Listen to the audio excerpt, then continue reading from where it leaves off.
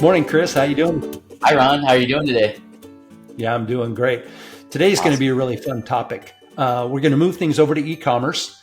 I know we've been hitting on some HIPAA and marketplace and some of the fun ones, but today we're going to go back over to e-commerce and we're going to talk about B2B e-commerce, which is one that we've been doing for 17 years here, near and dear to our hearts, obviously. But I'm finding, and part of the reason I wanted to bring this topic up is I'm finding as I'm meeting with these clients, we got a lot of great clients we've worked with, right? But they are a lot of B2B clients that are, manufacturing industry, especially manufacturing, distribution, chemical.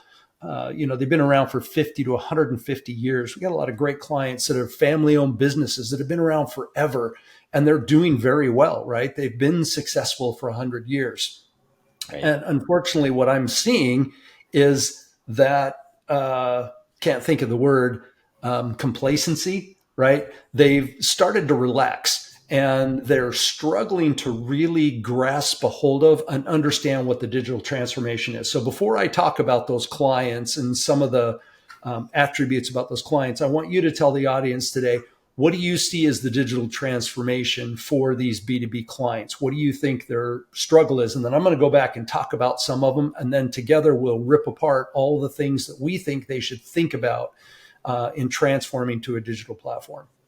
Yeah, that's a great question. What is a digital transformation? I think one of the main fundamental aspects of this is where in the funnel are we sort of discussing the transformation? And if you start just really top of the funnel with awareness of your company and your organization and how you're interacting with folks before they become customers, Right. and possibly as they're just becoming aware of their need, or considering finding a solution to a problem that they have. That is a really important part of the digital transformation, is just the general way that potential customers are becoming ingrained into your business, and into your products as a potential solution. Just fundamentally, content marketing, organic marketing, really in general, with different mediums like your website, but also really it should be um, something that you're using multiple different channels like video, podcast, possibly depending on your business model. Probably at minimum your website and video, though, and definitely syndicating this across the different mediums. So this would, of course, be x.com, previously known as Twitter, Facebook, LinkedIn. It certainly depends on your business, but really getting the awareness to be syndicated so that you can start with something really dense for your website, and possibly for video type of format, and then essentially take chunks of that and compress it to just bite-sized chunks for these other mediums. And so every time you produce a piece of content, it becomes valuable for your audience, in these different channels and mediums. This is really important because it's a self-reinforcing thing, where if you build an audience and you continue to drive around the key values that you bring as a niche within your market space, you're going to create this sort of upward momentum within your customer base, where they feel like they're working with the best. They feel like they're working with the company that's investing the most resources into this particular niche. And that's, of course, going to create this stickiness with your customers that you wouldn't otherwise have. They're going to be loyal to the fact that you care about their problem and the solution to their problem, not just your products and offering your products or services. The other thing, of course, is the sort of website itself, and really any omni-channel sort of applications like a mobile application, in store, and being able to make this a really seamless integration. And then finally, and this is very broad strokes, of course, but just to kind of compress this down, it's also automation and self-service, not only for the customer, but also for your internal team members and external vendors, and making interacting with your company really as much as possible an automated process, where everything that should be automated is, and the reporting and the resources to sort of analyze how things are going and where to go put focus is as automated as possible. So that's a lot. And that's Yeah. really what we're going to unpack today, is that a lot of businesses get somewhat into one or two areas that I just outlined. And obviously I didn't cover everything, Ron. So anything that you think I missed there, feel free. But I think what we see with a lot of our customers is they get halfway into one of those areas that I outlined and a little bit of the way into another, and then they kind of get stuck. And some of them haven't even really approached some of the opportunities that they have. So we want to unpack some of that, albeit briefly, and just make sure that you're considering the areas that you ought to be aware of, and transforming around constantly so you can take advantage of the opportunity. And it really is a big opportunity for you to sort of take advantage of the complacency that you talked about earlier, Ron, that a lot of businesses have. That means opportunity for you. If you're taking advantage of that complacency that your competitors have, well, you can edge out a higher percentage of the market than you otherwise would, right? Yeah. Yeah. And I think, I mean, you unpacked a lot there, just barely scratched the surface, right? And we'll cover a lot of that. And if you guys want, put in the comments, we'll dive into any of these areas even further into a deeper one, especially when we start getting into automation and workflows and approvals. I mean, there's a lot there. But one of the key things that I was picking up as you were talking about, you said where they just kind of just start to get into it. I think what they misunderstand is the actual word transformation, right? They think, this is what I think, and this is what I hear from my clients, right?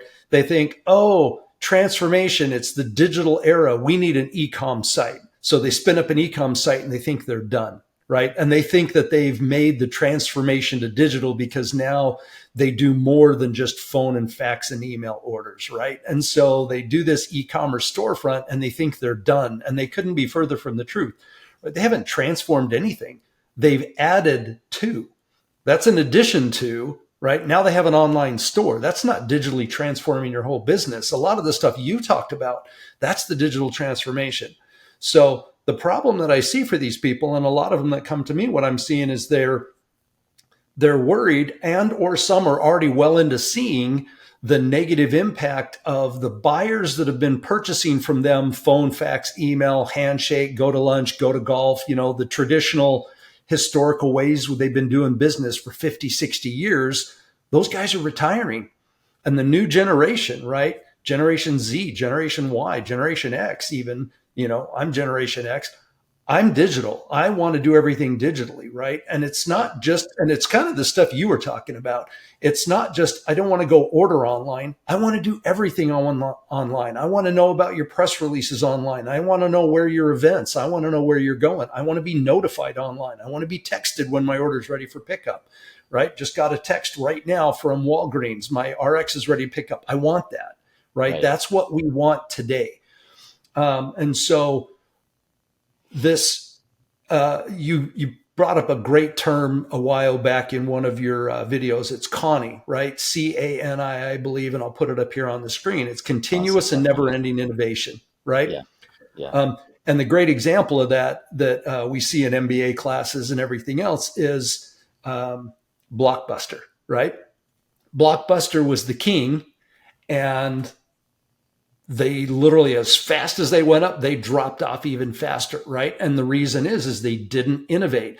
Matter of fact, Netflix started by sending out DVDs to your house. I don't know if you guys remember that, but that's how Netflix started. They didn't stream. There was no streaming back then.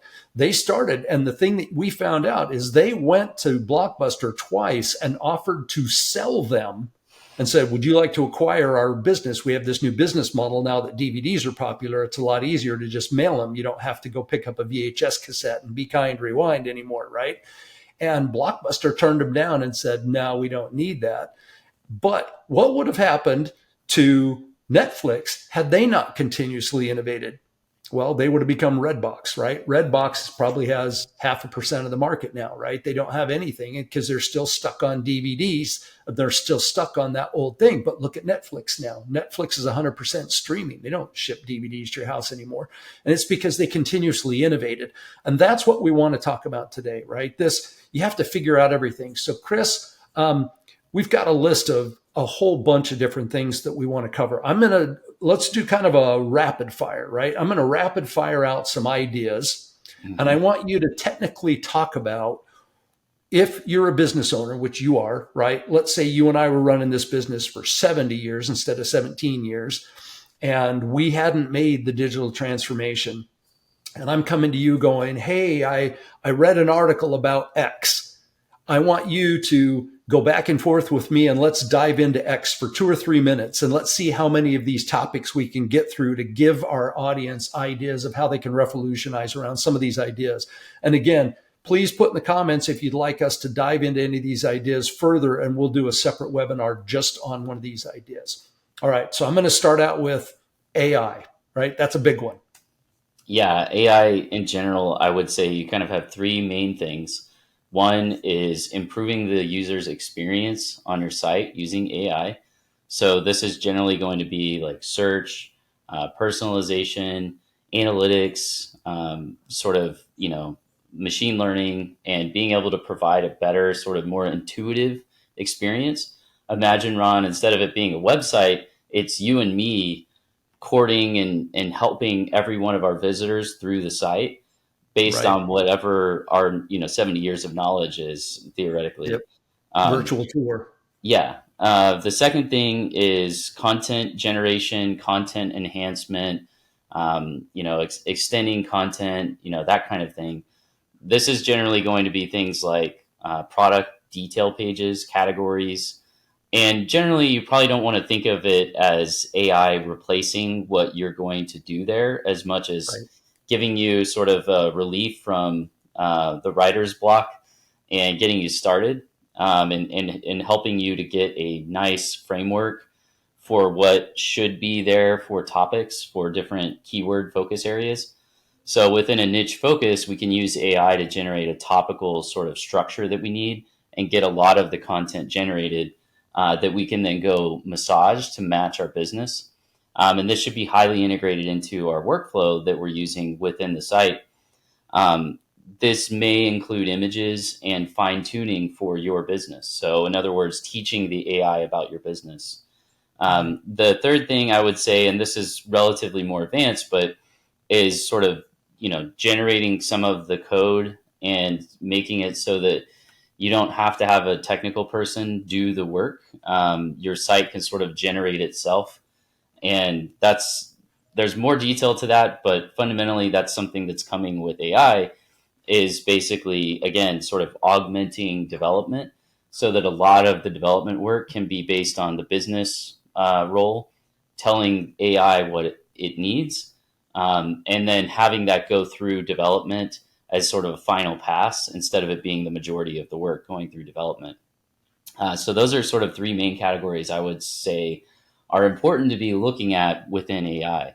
So what's Yeah. next?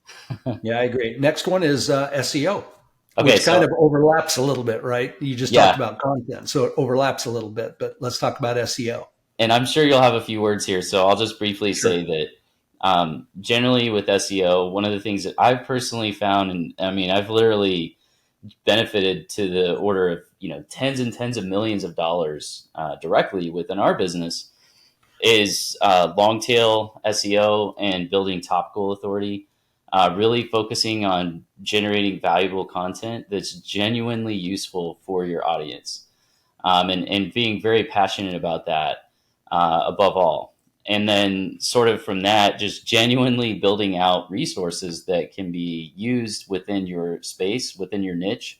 And you may have several niche areas, but developing expertise around that and then having that sort of exude.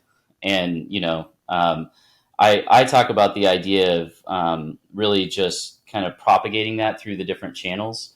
And I think that's the best way to handle SEO, is sort of like a starting place for your really valuable content. And you have to be organized about this. There's a lot of technical nuance to SEO that you kind of can start out just focusing on great content, but then you should advance as you go to pay attention to all the technical details. They become sort of exponentially lower importance, but they're still important as you go. And it's just kind of an accumulative thing. So, any thoughts on your end, Ron, on SEO as well? Well, yeah. I mean, I've been doing SEO forever.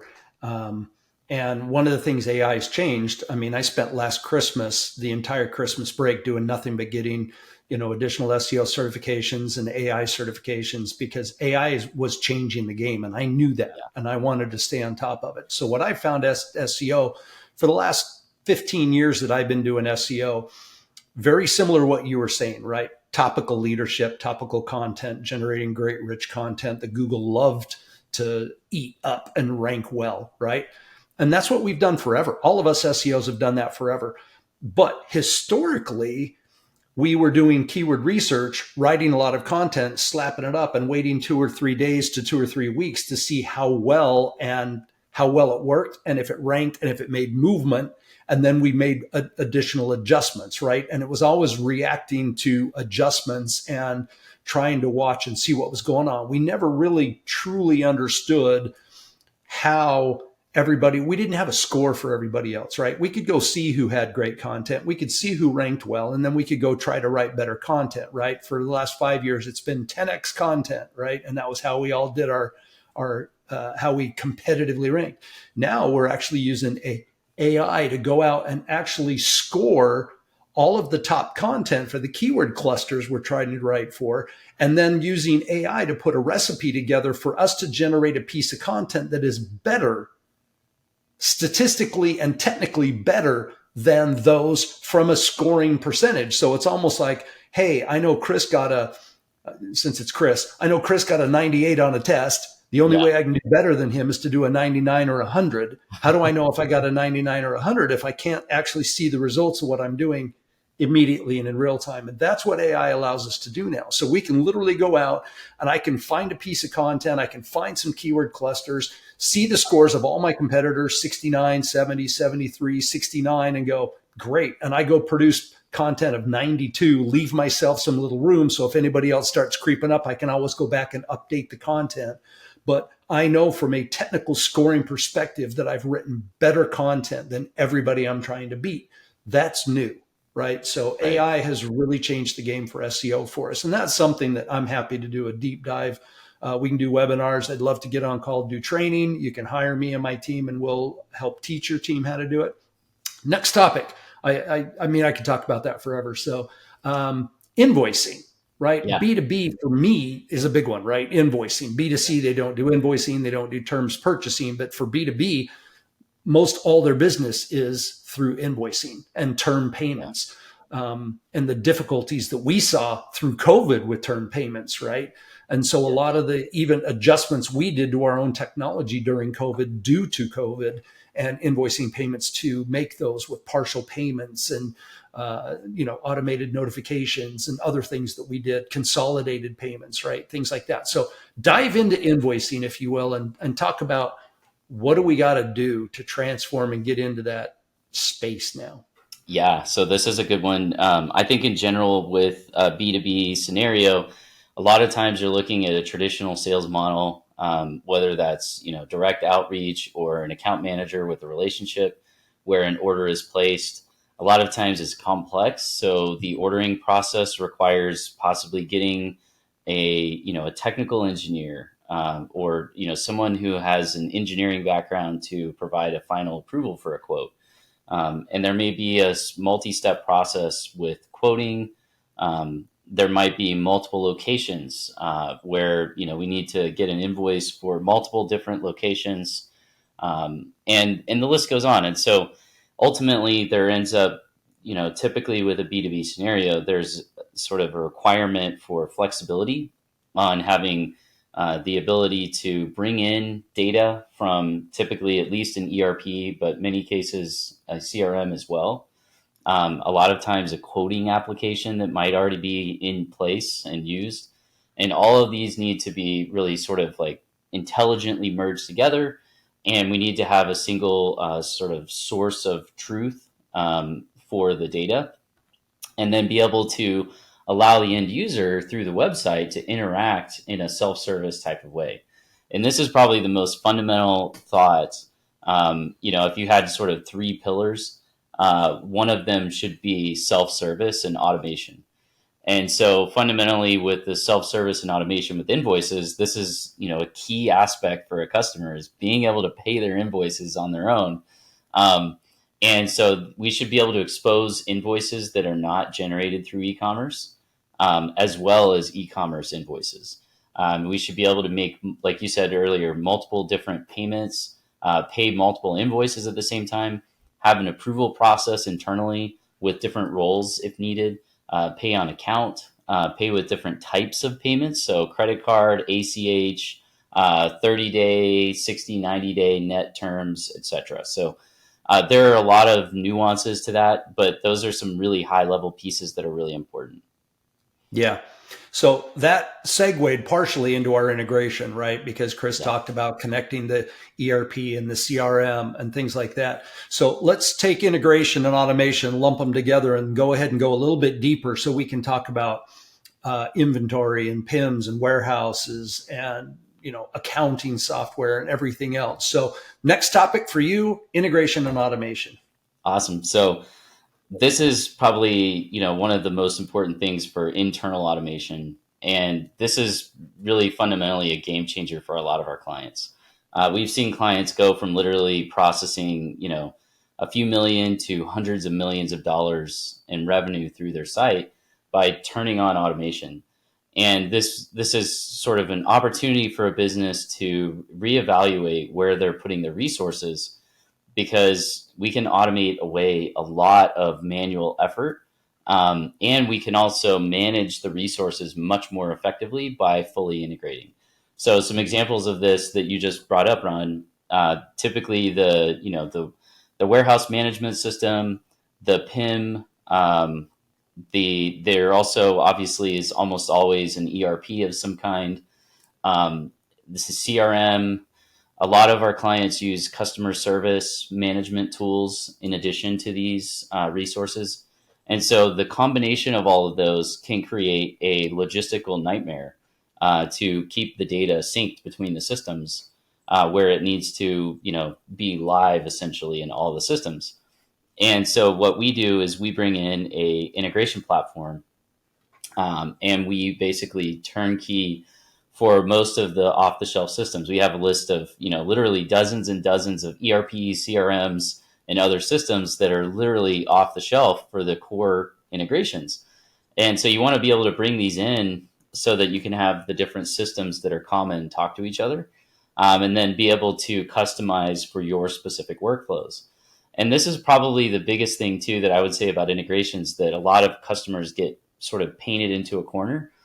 They get an off-the-shelf integration platform, but that can't really easily be customized to match their specific needs.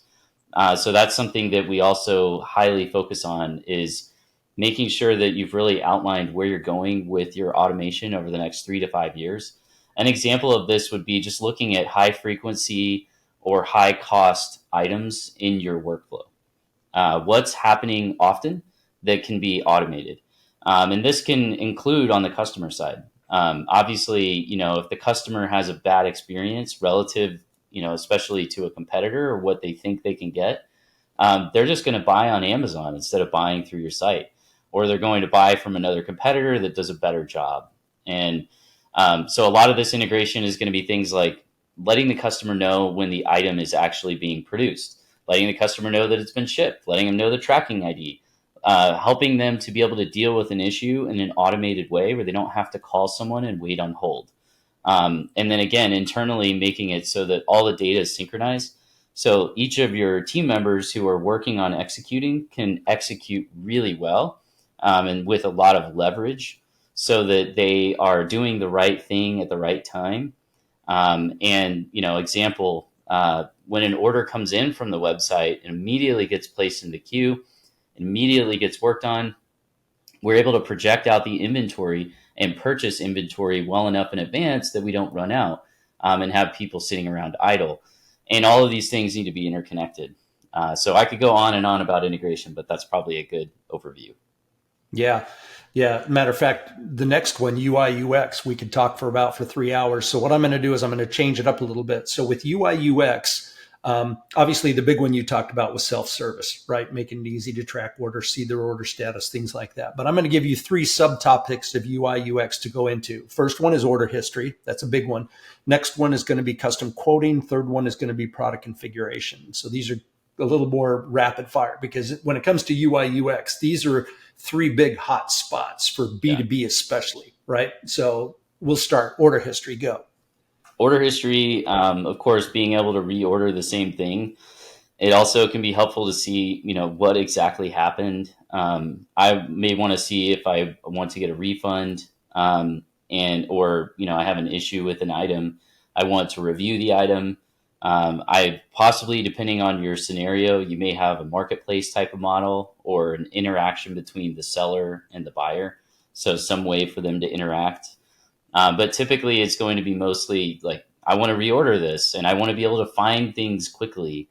I may need to be able to export data for reporting that I need internally for my, as a customer, my internal accounting. And a lot of this can be complex, so it needs to be very concise and then expandable or enable someone to drill down. So that's why I Yeah, would say high level on order history.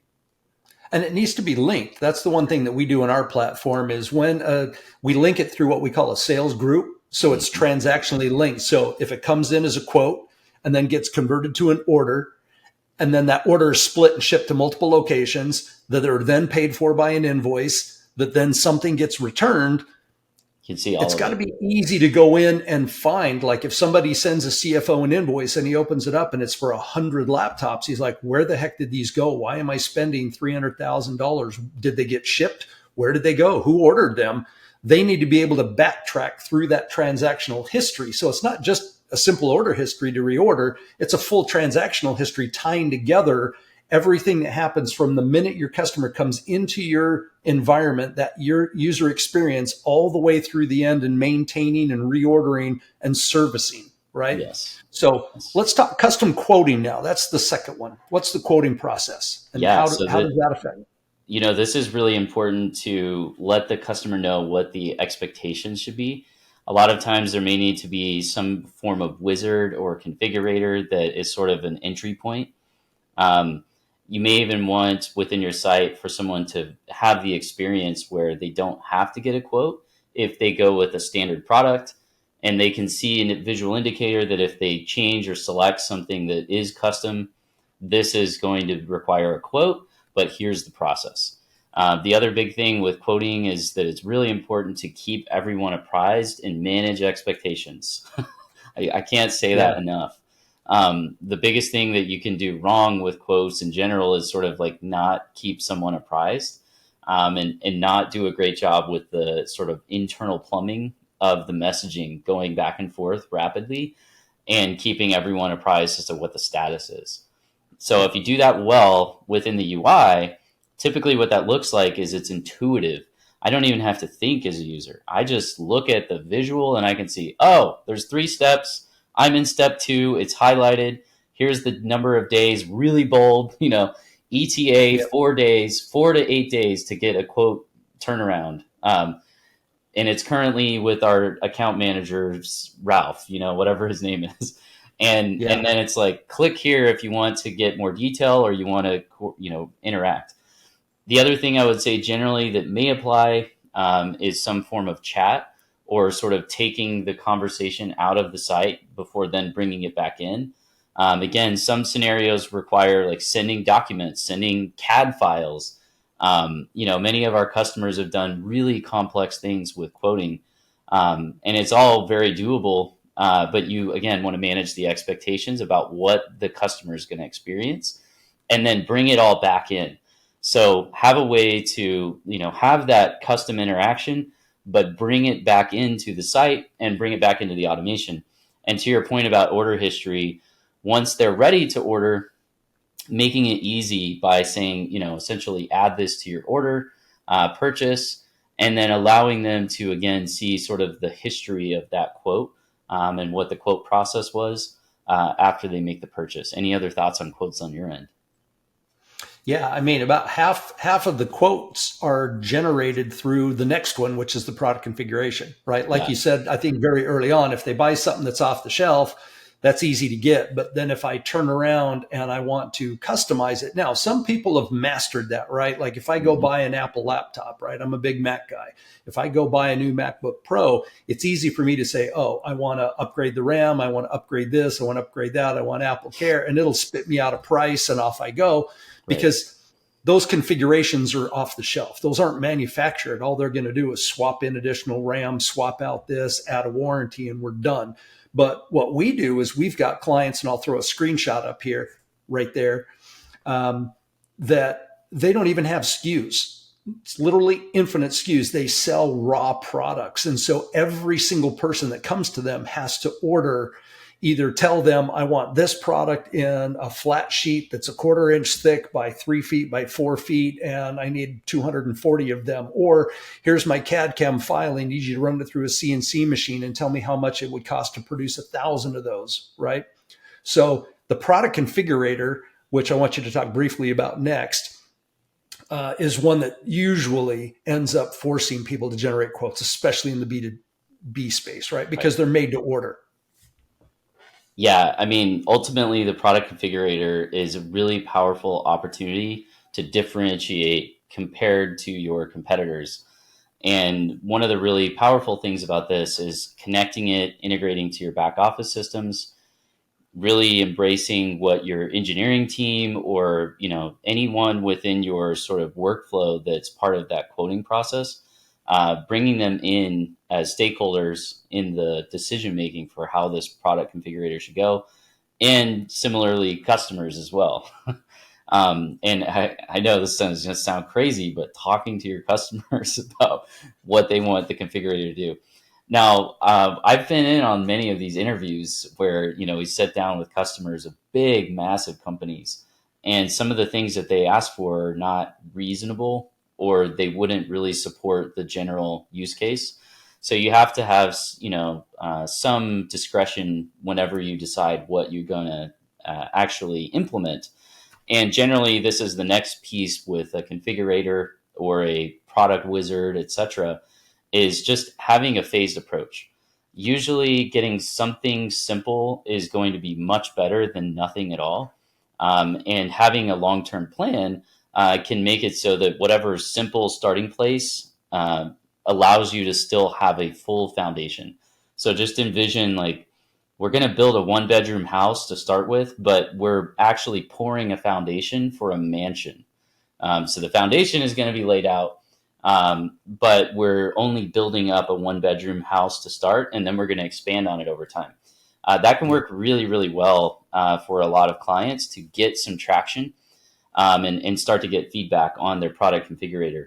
The other thing that I would say finally on this is just with the integration and with the multi-step capability, you can do a lot with a configurator.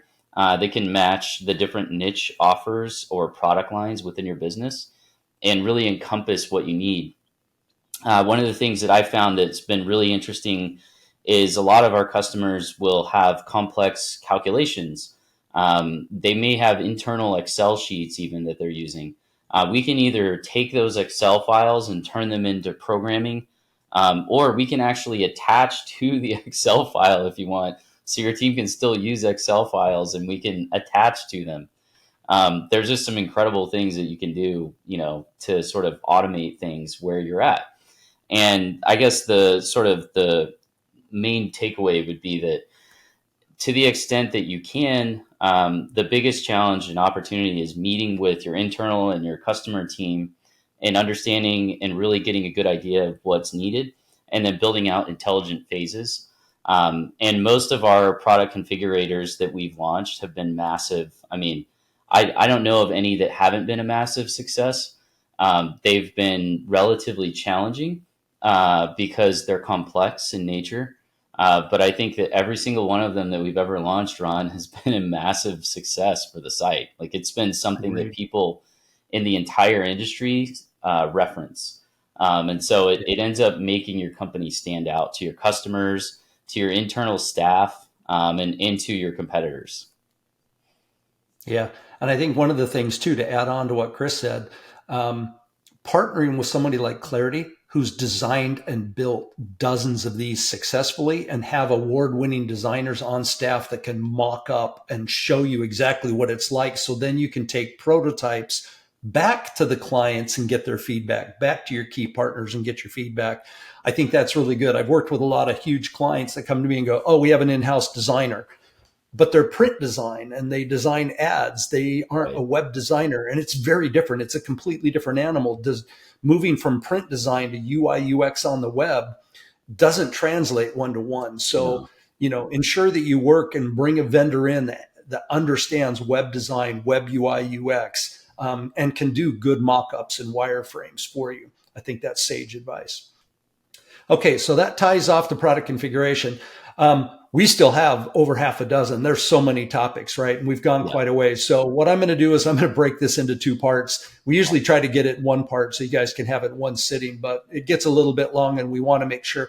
I'll go ahead and try to chapterize this too to make it a little easier for you guys to navigate on the channel.